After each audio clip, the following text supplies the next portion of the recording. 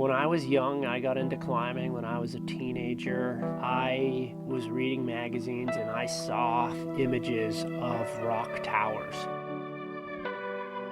When I realized that there were these spires out in these remote places, I had this super strong feeling that was kind of my destiny in life.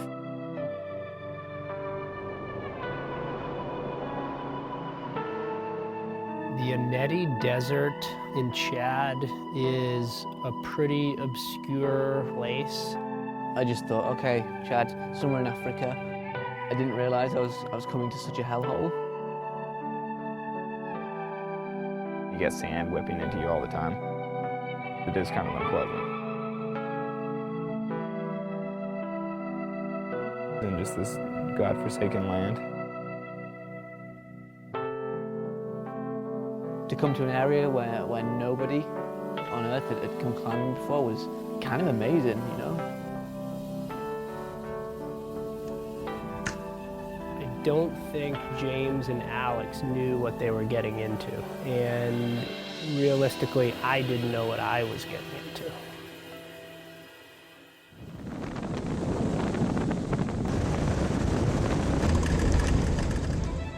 Someone said that we had covered 400 of the 800 kilometers so far. We're in the second vehicle, so we're just eating dust. So when you sign up for a trip with Mark, you know that it's going to involve some kind of crazy location, some kind of crazy scene. There's going to be a lot of uncertainty where you don't really know if you're going to get there. Today we're going to keep driving across the desert. It'll be bumpy. I never expected in a million years that the way that you would get to the Ennedi was just by randomly driving across the desert for days on end without any roads. Just the stories that he comes out with, has this reputation of, you know, being able to go to fairly inaccessible places and always have a bit of an adventure.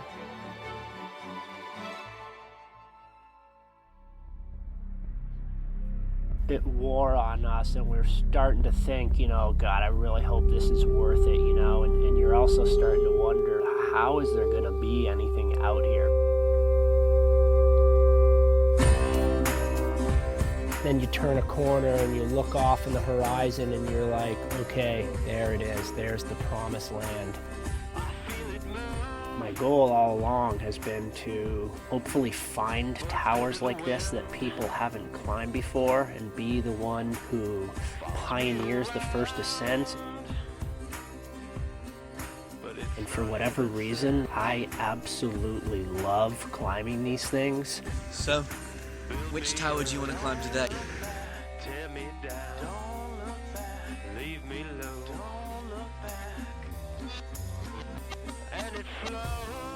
It's not the most perfect placement.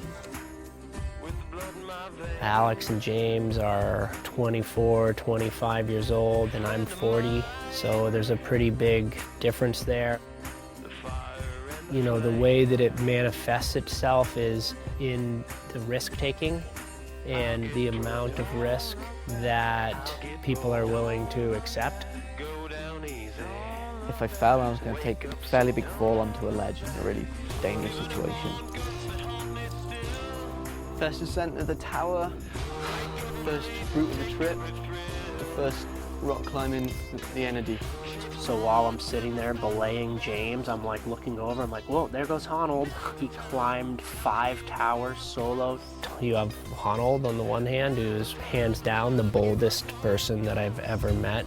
Then you have James, who is this master trad climber. Well, I don't think he's as bold and willing to take risks as Honnold, but he's still like way, way beyond myself. Both of them much bolder than I was when I was their age.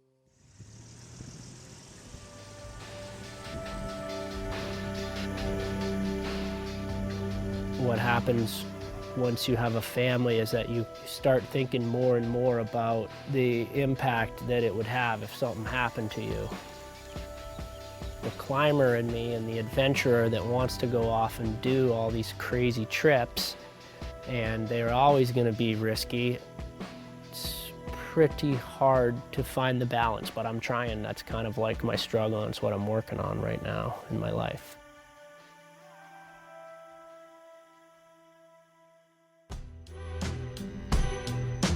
It's exciting to finally be inside the promised land. You know, it's got a lot of potential. It seems like the rock's pretty good. Well, Mark and I come from very different backgrounds in climbing, I think. The same way I just don't love towers quite as much as he does, you know, but whatever, that's just personal preference. I definitely have come to climbing more from an athletic type background. To me, it's more about physical achievement. I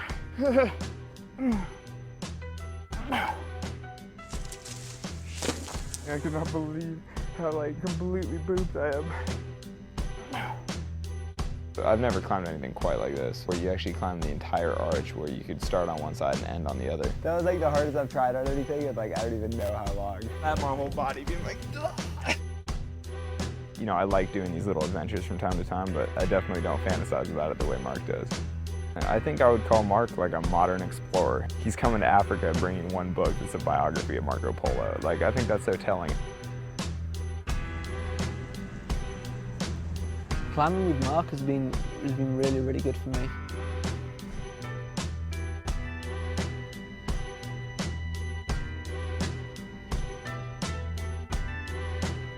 He has a bit of a reputation of being able to go to these fairly unknown places, which usually turn out to be a little shitty, but still have an amazing time and come back with non-climbing stories and adventures that are worth more than any climbing ever could be.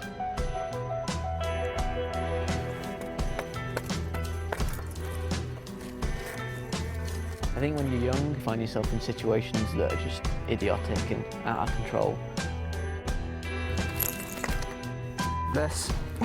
Sometimes I still get a bit carried away, which is great when you have people like Mark who can kind of rein me back in a little bit. His career's been super long, so obviously he's doing something right to still be successful in the game. These are all things that I would really like to emulate. Oh my God.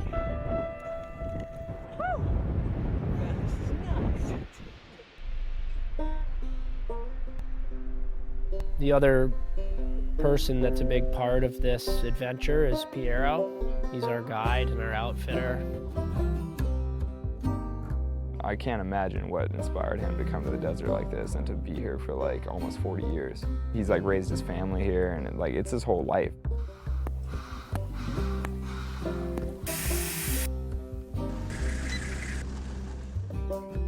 I am 62 years old and I come from Milan, Italy. La prima volta, sì, era un'avventura, perché nessun turista era mai stato in questo deserto. Ho trovato davanti un sacco di incognite. We have some attack from outlaw. They keep a car, they keep all money, which Kalashnikov is not good. But any work has some part is not good.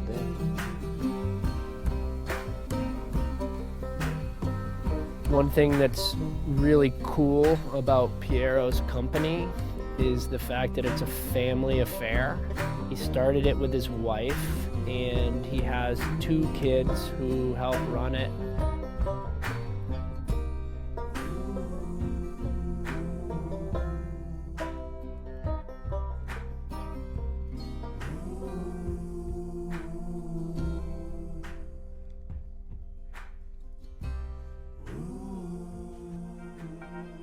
I think that there was one single feature which really stood out to everybody on the team.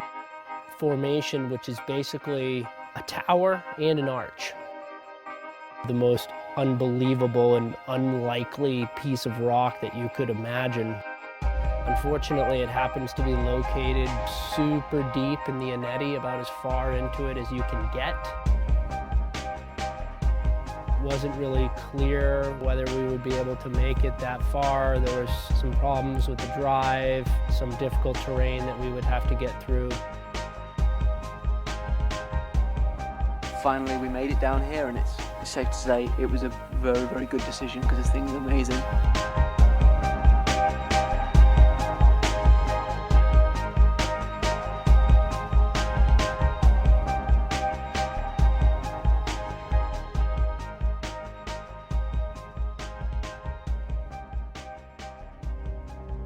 basically X-rated climbing. I find myself in a situation where I'm not even willing to belay somebody on something because it's that dicey. We got benighted, the dark came in and we had to bail. So we're up again at 4:30 this morning. James is gonna get it done. I think it's gonna be pretty scary.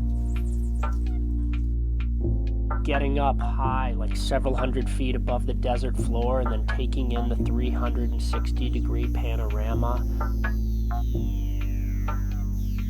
You feel the intensity of where you are kind of just wash over you. Would really be psyched to explore some more around here. I mean, there's towers everywhere we look. It's basically an unlimited bonanza. I'm already looking forward to my next trip. It's gonna happen someday. Maybe I'll come here with my family. I hope that this has been a good learning experience for me. I mean, I feel like it has at the minute. I'm surprised by how much we have climbed. Like, the rock is much better than it could have been.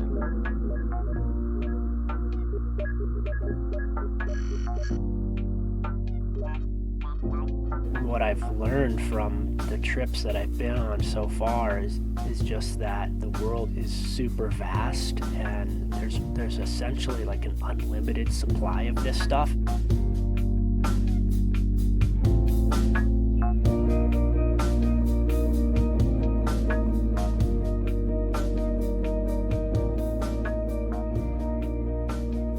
Places that you see, but even more important, the people that you meet, the cultural experiences that you have.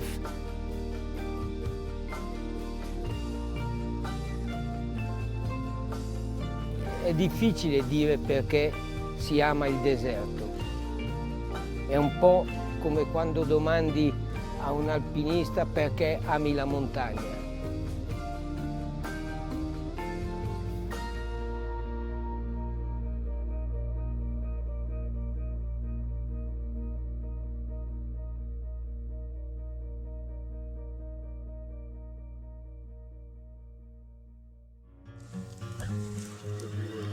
Does anybody have a mini traction? Scrambling it.